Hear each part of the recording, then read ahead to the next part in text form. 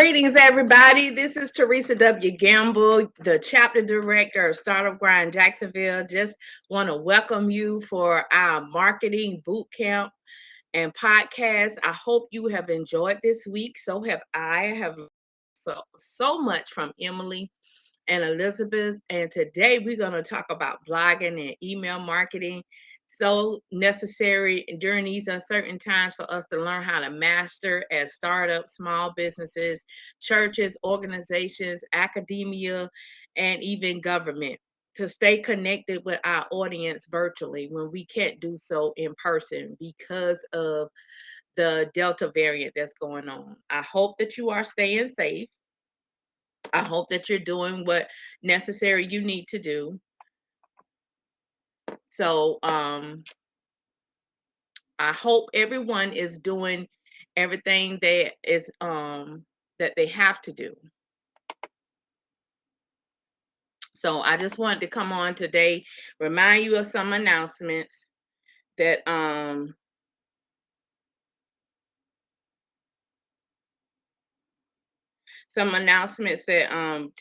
told you on earlier this week that Google for Startups is launching their Sales Academy virtually in Florida. So if you're interested to participate in that, it's a 7-week program. So once you start, you have to commit. Just send an email to Teresa@startupgrind.com to learn more. Also on September 15th, Startup Grind is hosting a global summit, North America Summit. So you can know and watch out for the latest upcoming startups that's coming on in our ecosystem. And if you the registration will go live for that event on August the 28th after our podcast boot camp. Those of you that did not participate in the boot camp, you are more than welcome to register and participate in the podcast pitch battle because we're going to have some amazing judges that's going to share their stories, best practices, and some amazing opportunities for startups and businesses to take advantage of. You don't want to miss this event. So if you don't want to participate in the pitch, you are welcome to come as a supporter and a well-wishers for those who are participating and learning more about our judges, including Emily and Elizabeth. So I want to pause for a moment.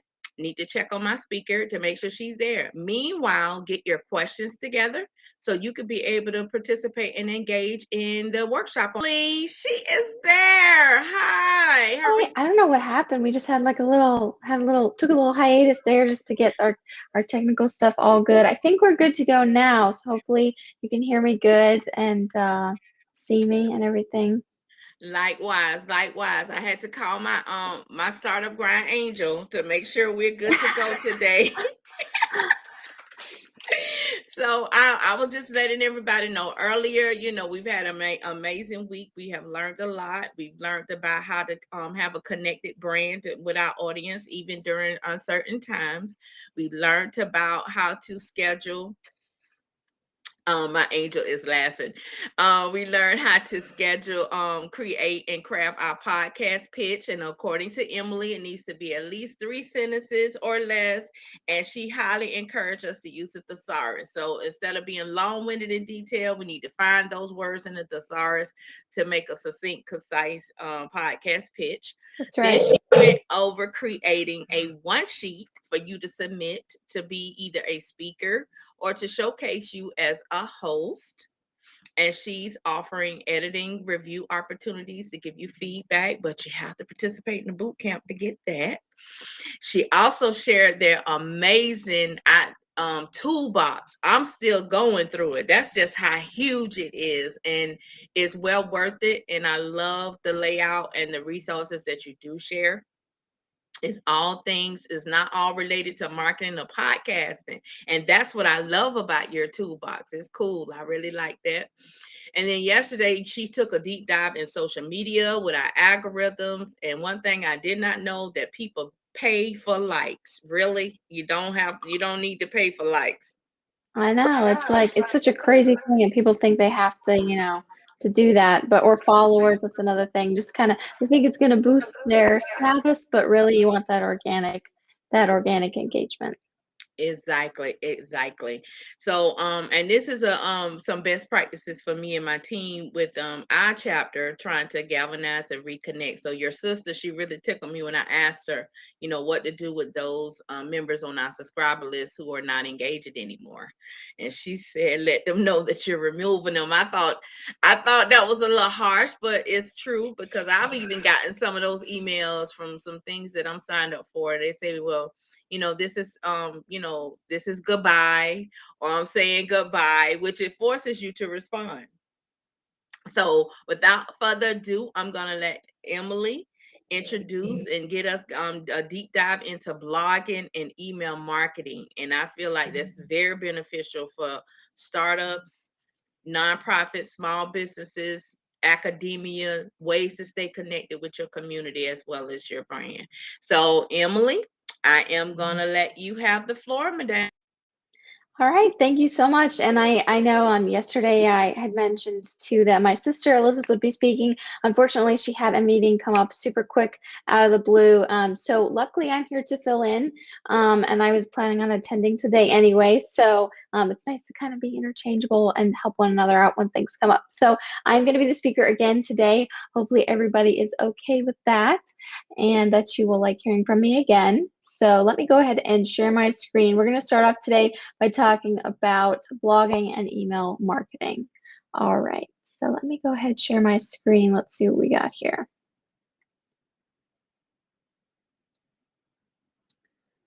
Okay, let's see if this works here. Let me know if you can see. It looks like we are good. All right, give me one moment. We will get started here.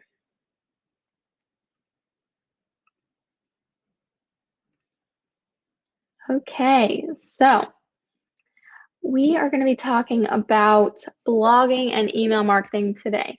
And I know I show this slide every single time because it really gives you that visual idea of when you have your branding, your website, social media, blogging, email marketing, podcasting, memberships, courses, and videos. That was a mouthful.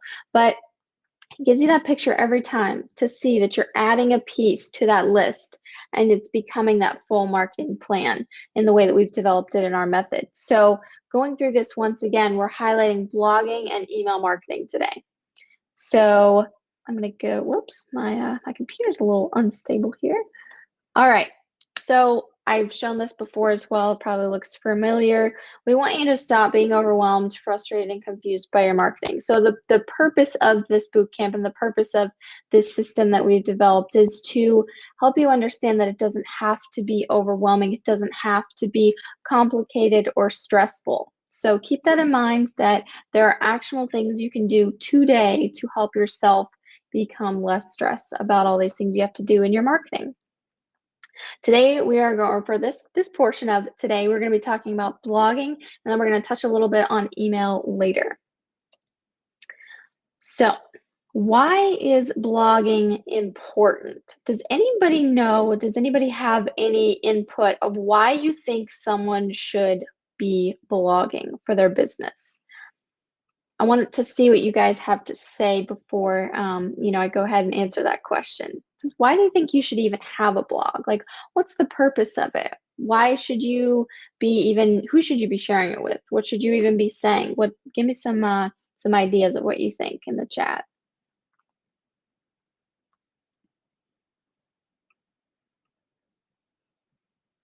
Let's see.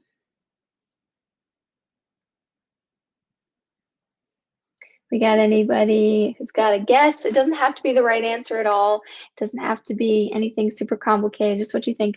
Best practices. So if you're meaning like best practices for whatever your industry is, like giving people tips on what you should do, that's a good thing. People always want to know the ins and outs of your industry because they're not an expert in it. And they know that there's things out there that they can learn from other people. Somebody said to get your thoughts out. That's a different type of blog, I feel like. That would be more of like the personal side of a blog, but then also You have your, the business side of your blog too. So some people will use it as like a personal avenue if they have like a nonprofit, or if they want to share their story. I know someone that we've worked with in the past, and we're starting a new project with them.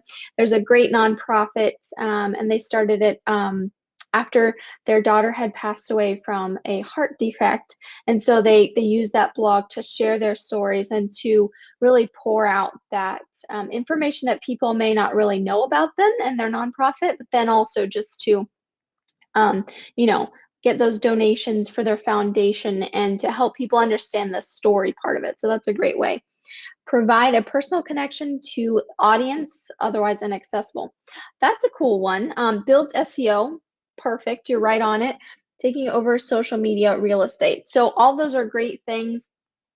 And so a couple of you touched on some great points. So going into why is blogging important?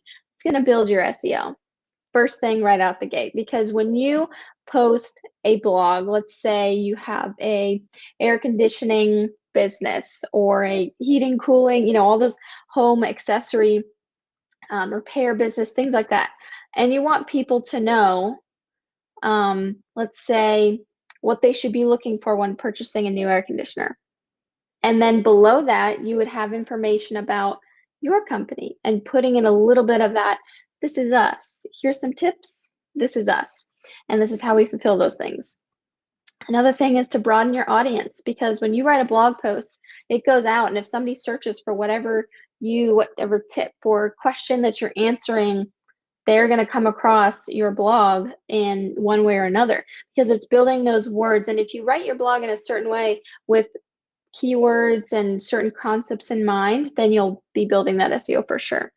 It also raises your credibility. So going back with podcasting and social media and your website, this all ties in together to building your credibility, because if you're not credible and people don't see resources and evidence of who you are and that you know what you're talking about, then they're probably not going to hire you. They're probably not going to look any further, and they're going to be like, okay, don't have social media, don't have blog, don't have, any emails going out. They don't have a lot of these pieces that are central to what most people have in their marketing, or what they should have in their marketing. Who should I be sharing it with? Clients, potential clients, colleagues, referral partners, basically the people who want to know a little bit more, people who have certain questions. What should you be saying? This goes into using your frequently asked questions. This is a huge thing. If somebody asks you a question all the time and you always get this question, and people keep asking you and keep asking you, let's say you're in home loans and mortgages and things like that.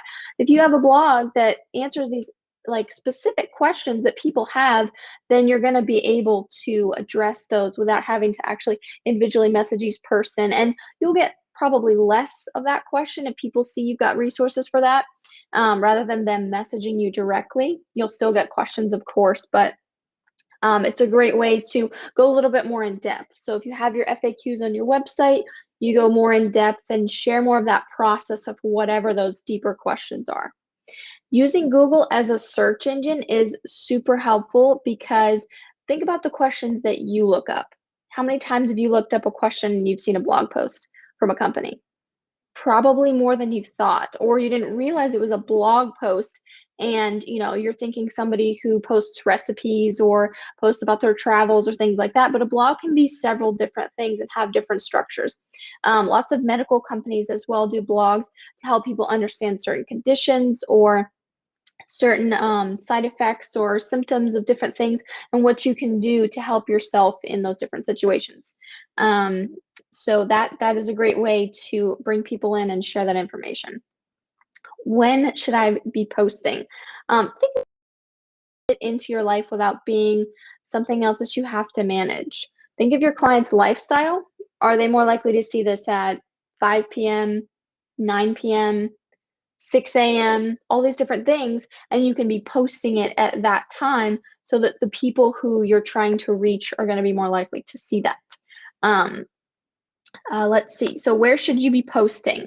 Social channels, email marketing, groups and communities. If you have a membership, that's a great way. You can also mention it on your podcast if you share things. You can even have your podcast in your blog, so have a link to it. Or sometimes people, will use their blog as just a sort of a transcription. A lot of podcasters are doing this transcription of the podcast that they have, what they're talking about. So you can kind of hit two birds with one stone there. So yeah, those are some great ways to really structure your blog and really get some ideas going of how you can get it going. What is the best platform to start your blogging? So here's an important thing. A lot of people think that you have to have a blog on a separate place. If you have a website, your blog should be on your website. It shouldn't be in a second place. It shouldn't be in an external link. It should be within your website. And most website services like WordPress and all these other, I can't think of another name right now, but all those other web platforms and website building structures, they have those internal pieces of where you can add a blog page. So keeping that within your website is very important because you don't want people going off to another link and then not really realizing, if they don't remember what the name of your company is, if they're not familiar with you, and then they're like, oh, how do I get back to their website? I want to go and look at their pricing. I want to go and look at their social media. I want to go and look at, some people want it to be, like they like to hunt for things, but other people want it to be as easy as possible. And as a consumer, I know for myself, I don't want to be doing a ton of clicking all over the place whenever I'm looking for something. So that's an important thing to remember. It looks like we got a question here. Oh, just a comment. I love that podcast transcription into a blog. Yeah, many people are doing that now. And it's actually a super effective way because then it saves you time. And obviously you have to edit out some ahs and ums and, all those different things that kind of break up the words in there. But, there's great programs for that, which we have in the toolkit. So that's a little hint there. Elements of a blog post. This is an important one. So if you are looking to create a blog post, we'll actually do a little exercise today if we have time, which I think we will. I think we're good on time. You want to have a title. You want to have text. You want to have a call to action. So sign up here, or go follow our social channels, or watch the video, or listen to the podcast, or donate here, look at this, those kind of things that prompt people to take an action. Then you want to have a photo and a graphic, because if you have a photo and a graphic, people will more likely click on it and read through it. Because if you don't have a graphic, they're just going to see the title, they're going to see lots of text, they're probably not going to want to read through all of that. And they're more likely to be interested if there's an image that portrays what is actually in the blog, what it's about. Another thing, going back to branding, you can look at those stock photos, which are very, very useful in this situation as well. A date and time to post. So like we were saying before, what are your clients? What are your colleagues? Who are you trying to reach? When are they online? And what are they looking to read and take in as far as information? So I want you to take, I think we've got time. We've got time. So I want you to take 5 minutes. It's 10:25. We can go till 10:30. And I want you to write down 5 questions that you get asked. 5 questions, doesn't have to be super perfect. 5 questions do get asked super frequently, but then you don't really get to answer them, or you don't, have the time to go to every person, or that you've always wanted to just kind of get it out there for people to understand. Write down 5 questions, and then so you can later turn those into blog posts. So write down 5 questions. I'll let you think for a minute. I'm going to get a glass of water and we'll see what you come up with.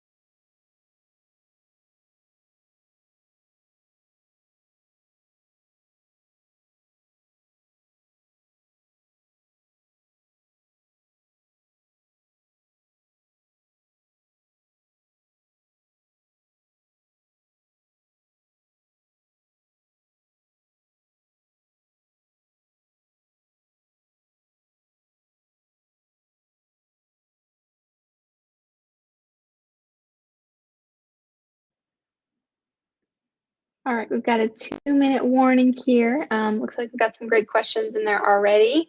I'll let you guys finish up your questions. I want you to get at least 5, and then you'll have those for later if you want to end up turning those into something for your business. Got some good ones about college and classes. Those are great questions. I know I definitely was asked those a lot when I was in school, and it's always relevant to share your expertise and your experience with people. It's a great way to bring people into what you're doing and also how to balance things in their life as well. So you can talk about more than just business. You can have that personal side of it. And like I said, nonprofits as well, doing blogs is super, super helpful. Awesome. Great questions here.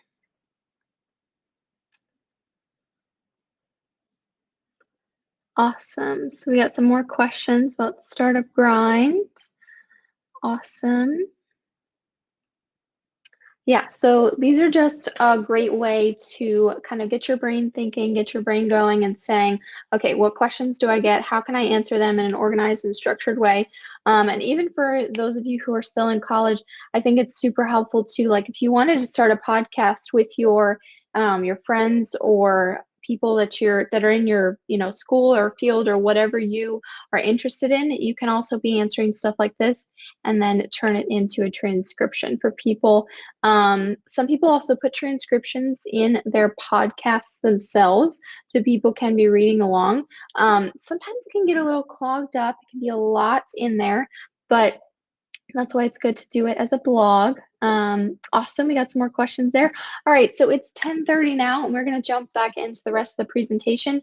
Hopefully that kind of got your brain going, jogged your memory a little bit of what you want to be sharing and how you want to do that.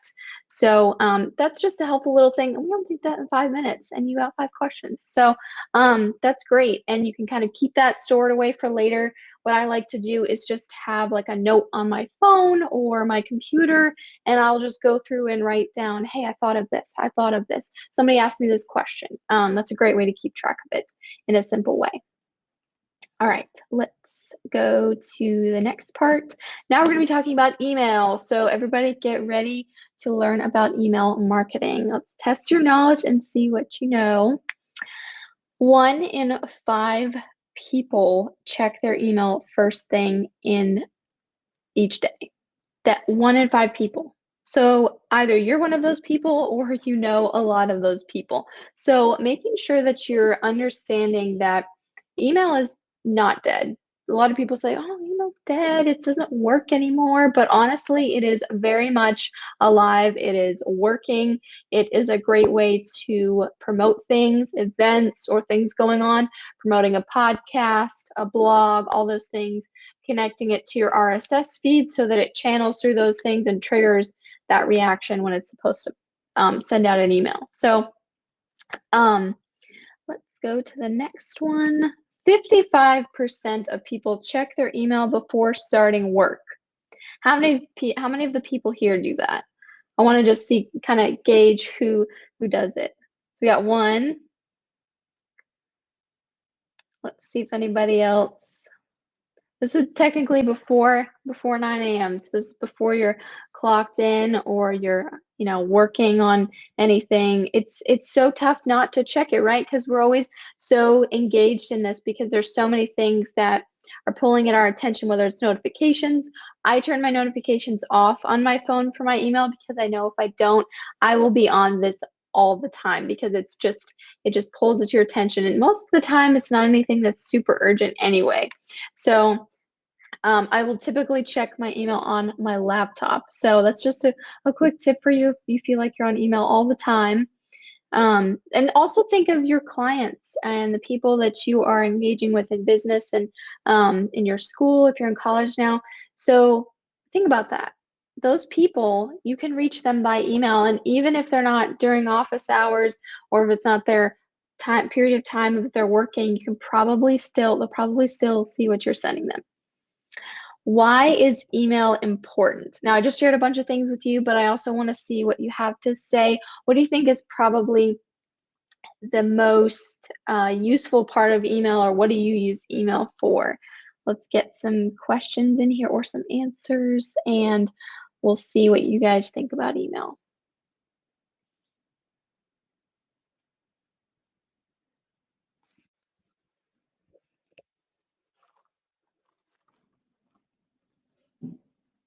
Try to stay connected offline with customers. So yes, when you're trying to stay connected with people, sending an email is a way to send it to them, and then when they check their email, or whether it's in the morning or whether it's later in the day, or every few days. Some people don't really check their email a ton, which it's kind of crazy, but um sometimes people will go back at that and they're like, oh yeah, they sent me that email.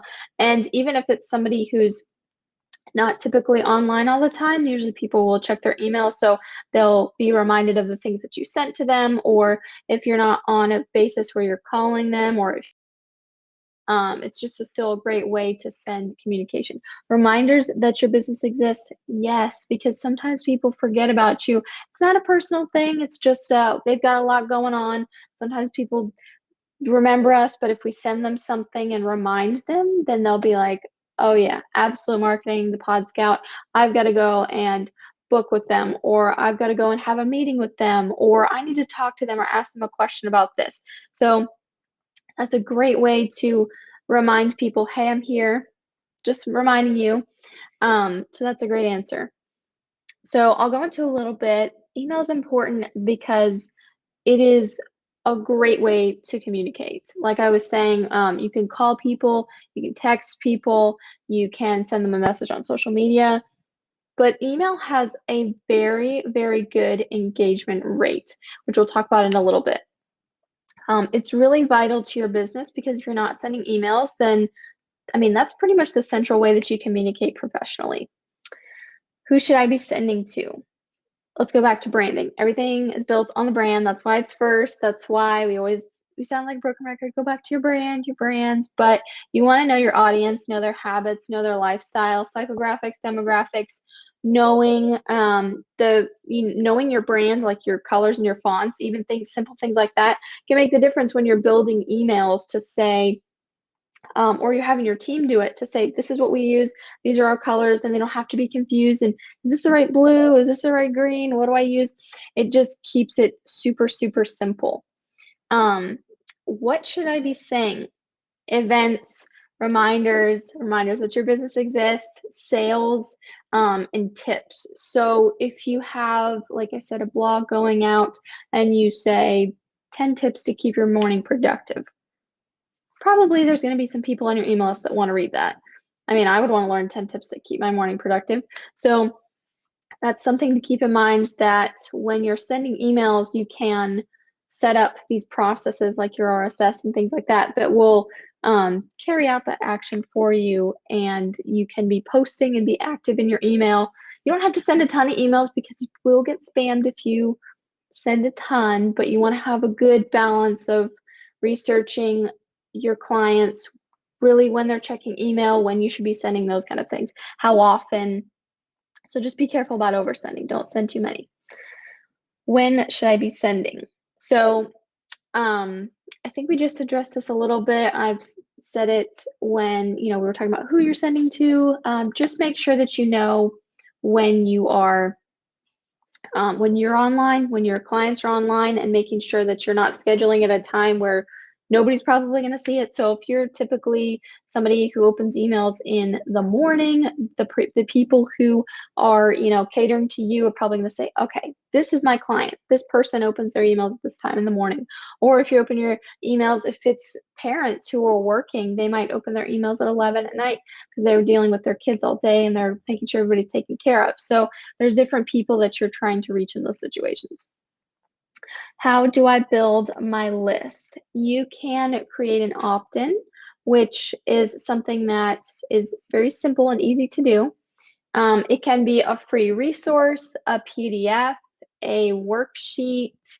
If you're a coach, you can put out something for your coaching clients or people who could become coaching clients, to say, this is a preview of something that you can do, an exercise. If you're a fitness person, you can give away some free exercises or a video or a toolkit like we do. And that's just a way to say to somebody, here's something, I want to give you something of value, to give you a preview of what it would be, some of the things that we would be giving to you if we work together, and some useful resources. A lead magnets, landing page, So those are things that you can use to build your list. And you want to make sure that you are sending people to the right places. So with a landing page, sometimes people can get confused. They want to have it separate from their website. They'll send them to another place that's completely external, or they'll use a different platform and they'll say, hey, here's this information, here's something to purchase, but it's kind of separate from your website. So sometimes people will, be confused because they want to go and look at some of the stuff on the website. When I go to make a purchase, I want to look at the about page. I want to look at the pricing. I want to find out more about what I'm getting into before I actually purchase. So landing pages can sometimes be a little confusing if they're not used in the right way. And then also telling people about your list is a super simple but effective way, saying, hey, you can join our email list. We'll send out this, or blogs, or podcasts, different tips and things. So making sure that people know that it's there and that they're aware when they go on your website, or even sending them a link or something like that for your opt-in, that kind of thing. Somebody said, what about scheduling email series? So you can schedule series. I'm not sure exactly what you're asking about scheduling email series. You can do that. It's a great way to, if you're sending something out and then you have something you want to follow up with, you can set them in a sequence so that they will be sent out. Hopefully that answers your question. If you had something more specific in mind, you can drop that in the chat and I'll hopefully be able to answer that.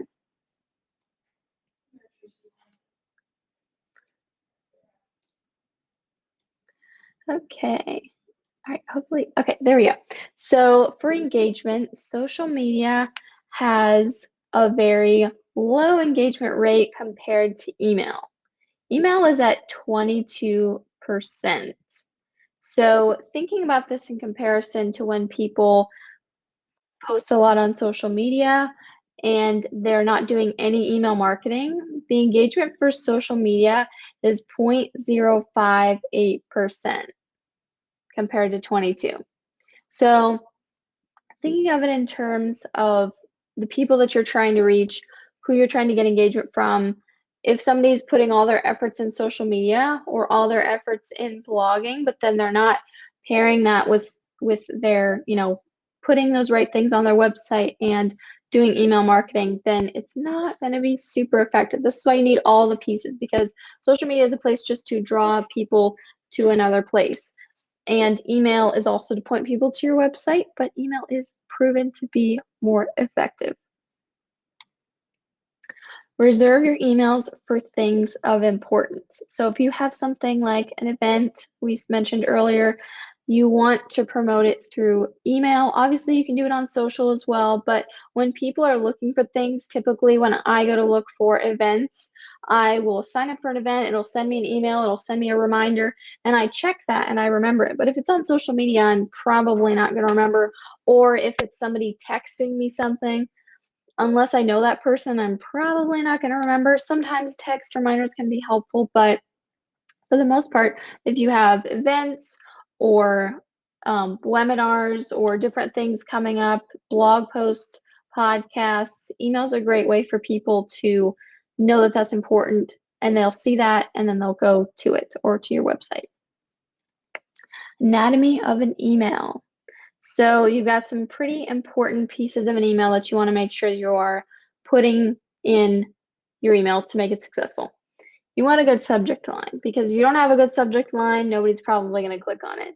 And that's something that you can brainstorm as well. There's tons of resources out there for different subject lines that are opened more, have higher engagement rates, and also the pre-header. So you can usually see these in a preview when you go to click on an email.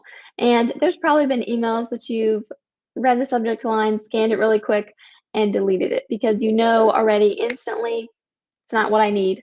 But you could have clicked on that email if their subject line in the pre-header was more intriguing, so to speak.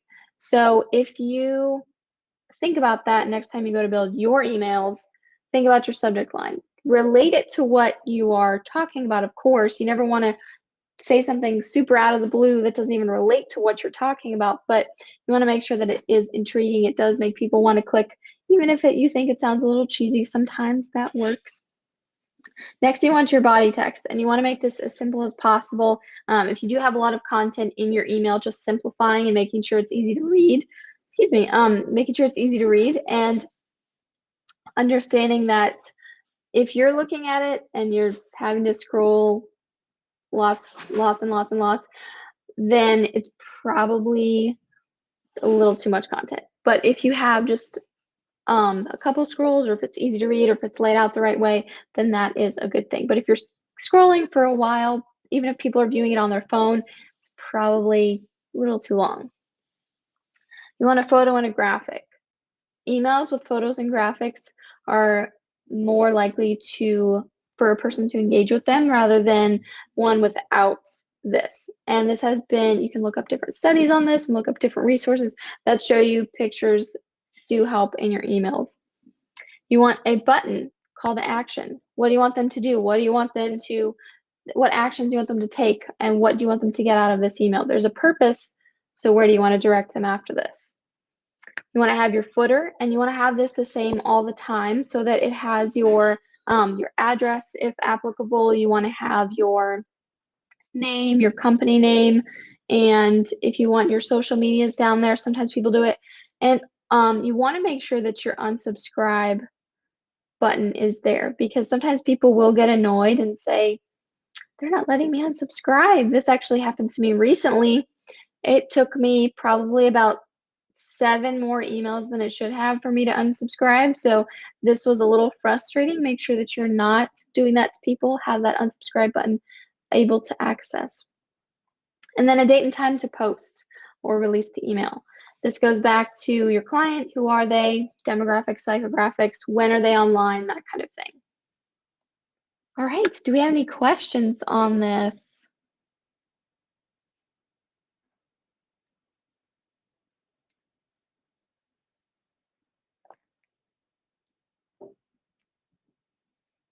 Let's see if we've got anybody. No questions? Oh, that was easy. But yeah, if we have any, feel free to post them in the chat and we'll talk about them.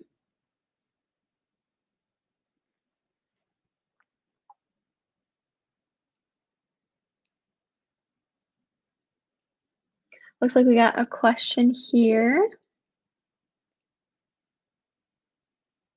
What tools can we use for those business cards to incorporate in our list? So do you mean like a business card that you're handing out to people to like direct them to the list, or are you meaning, I don't know exactly what you're asking there. Oh, awesome. So you're saying people who've handed you business cards and you're wanting to add them to your list. Oh, okay. So you're saying people have given you business cards and you want to add them to your list. So sometimes people don't like being added directly to somebody's list, just kind of out of the blue. Maybe sending them, like I said, an opt-in or something where they can go in and do that themselves. You can put them on the list, but sometimes people will unsubscribe if they're like, hey, I didn't sign up for this. So that's one thing to remember. Let's see, do we get another question here? Oh, there's a little puppy in the background. He's a little excited, so hopefully his bark wasn't too loud. And so also another thing, oh, he's barking back there. But so one thing to remember is that if you put somebody on your list, you want to make sure that you tell them, because people don't, it's not correct to add them without their knowledge. So if you've had a conversation with them, they're like, hey, add me to your list. That is one thing to remember, that you can't necessarily just add them to your list without notifying them. How do you tell them you are putting them on your list? So you can ask them, you can send them a message and say, hey, I thought we have some great resources. This is kind of stuff that we put out. You can do an email. And so when you also hand them your card or they hand you theirs, you can say, hey, would you mind if I added you to my email list? Because that kind of lets them know, okay, this is what's happening. This is, they're going to do this. Because if you do it without their knowledge, they're probably not going to like that very much. And it's also not a best practice to do that. I think in some states it's illegal. So, you want to make sure that you're not doing anything that is going to turn people away or deter them from what you're doing. What are some common mistakes you see your clients making with blog and website marketing? So I would say sometimes people will create a blog, but there's not a huge, there's not an overall structure. And it's just a lot of text and a lot of information. You want to have some more structure to that so people know when they're going into it, what am I reading? Want to go and find the information, and then I'm good to go. With websites, I think it's just a lot, once again, a lot of information, trying to put a lot of things on there. Sometimes people have too little information, but often they have too much. So a lot of it is, I guess you could say, digital clutter of things. They're like, oh, I had this, I didn't know where to put it, or I have these 4 opt-ins. And if you have a place to put those, if you have a designated spot where you're organizing things and people can see it clearly and understand, and they're being converted through the website, then that is a good thing. But want to make sure that we reduce that digital clutter.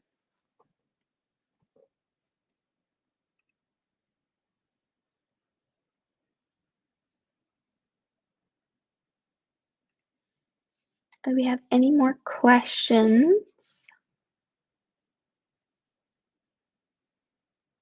What email marketing tools do you recommend? So these are actually in the toolkit. So if you guys have already signed up for that, there's ones that I'm going to forget if I try and say them, or there's ones that I'm, gonna there's ones I'm going to mention, then there's other ones that are better that I'm not going to mention. So if you go and look at the toolkit, then you can, all of our favorites. So somebody said, what is your favorite?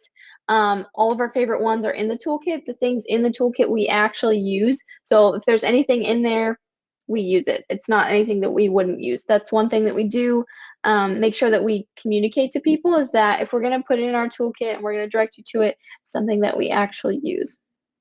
Yeah, so there's a ton of email marketing stuff in there. Like I said, I'm probably going to forget some important ones if I try and say it off the top of my head, but that is the reason we have the toolkit, so we can direct people there and say, look at this, here's some great resources, and you can look at it. And there's also categories in there. You can look at marketing, podcasting, and then in the PodScout toolkit, we've also added some podcasts that we like to listen to that are super helpful as well.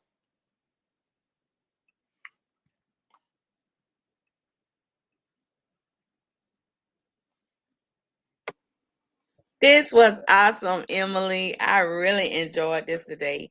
And I'm glad my team members, most of them are college students, they get ready to start back classes. So this will be cool and helpful for them. I don't know if they're taking any marketing classes this semester, but I think you gave them a prerequisite crash course to get them ready as Yeah, my marketing well. classes were my favorite when I was in school, and that's actually how I was introduced to marketing. Besides, working with my sister, and so that's really when I fell in love with the whole process of marketing. So, if you do take any marketing classes, to all of the college students out there, those are really interesting. It's not for everybody, but definitely take notes, listen to your professors. They've done a lot of different stuff, and I had the opportunity to meet some amazing different founders of several companies who did marketing and all of that. So there's great resources there that you can take advantage of. That's great. That's great. So, what I wanted to share today is that everybody that attended the boot camp this week, many of you don't know, I am a certified Microsoft innovator, educator, and trainer. So I am crafting certificates for everybody participating in the boot camp this week, and I'm gonna get them over to Emily to sign and put her amazing seal of approval that you got certified this week, attending the marketing and podcast boot camp. You didn't know that, huh? So it's because she gave very succinct basic information that we need and can take actionable steps. So there's no reason that we're not reaching our customers or even staying connected with them, even though they may have moved on and, seeing something else. But like Stephanie mentioned, and someone put in the comments, send those emails to let them know that you're still there. Send the podcast personal messages so they can verbally hear from you. And most definitely make sure you get on some podcasts to be heard as a guest so you can pitch what you're doing, how you're pivoting, and even launch that podcast so you can stay relevant. So, Emily, I want to thank you so much for this week, for today. So those of you that's listening, please go back, get your notes, get your questions together, because tomorrow we're going to have an extensive Q&A. She's going to do some highlights of what we learned this week, and then a Q&A session. Bring your examples, bring your questions so you can get your feedback, because this is the last time you're going to see Emily before the podcast pitch battle on August the 28th. So, Emily, thank you so much for your time. Tell your sister we missed her today. Hopefully, we'll see her soon. And any last words, Emily? Oh, I just want to say thank you everybody for coming and being interactive with your questions. It really helps to make things flow along, and it really furthers that process because people bring up things that, in different presentations, it's what makes each of them different, which is nice because everybody has different situations and circumstances for their business that we can try and help them with. So thank you to all the college students who are, attending, and hopefully that this was helpful to you for you moving on in your academic journey. So yeah. Sounds good. All right, we'll see everybody for the last day Q&A session with Emily at 10 a.m. Eastern Standard Time. So be on time, bring your questions, bring your examples. Last day to get ready for the podcast pitch battle, and don't forget to register. You don't have to participate in the battle, but we would love to have you as a guest to support those that do, so you can learn some more. All right, Emily, we'll see you on tomorrow. All right. Thank you.